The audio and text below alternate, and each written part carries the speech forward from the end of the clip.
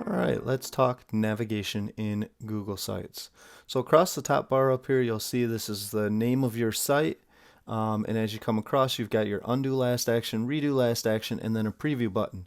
This preview button is very helpful because when you're looking at the site while you're building it, it's going to look different than what it actually looks like on a device when people go to the website. So this is your opportunity to check and make sure it looks the way you want it to look. So if you click on that preview button, it'll take you into preview mode. You've got three options for three types of previews. You can view it as a tablet, as a phone, or as a computer. When you're done previewing the website, you can click on this little exit preview button, and that will take you back to the editor mode.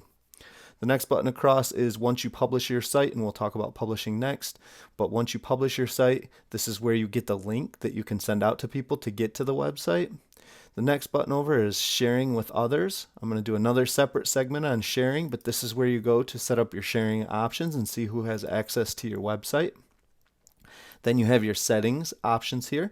This is where you can go to add a logo. So, when you go to a website, like here I'm on a COVID-19 Facebook page here, you can see it's a Facebook page because it has the F here.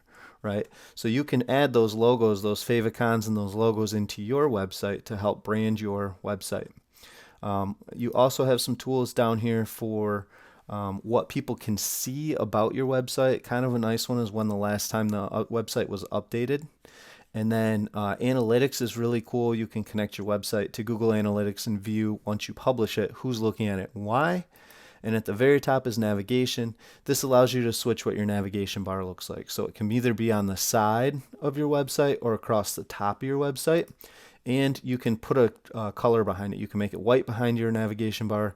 You can make it black behind your navigation bar. Or you can just make it transparent. So whatever color would be behind it will show through. So that's the settings.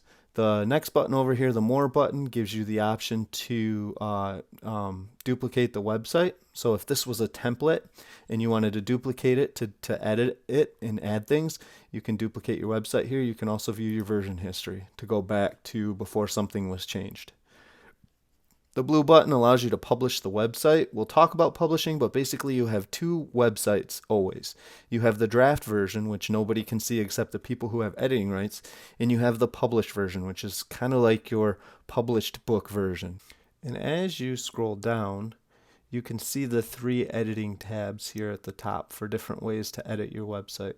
In the next section, I'll go into a lot more detail on these sections, but for now, just know that the insert section allows you to insert content on the web page that you're currently working on.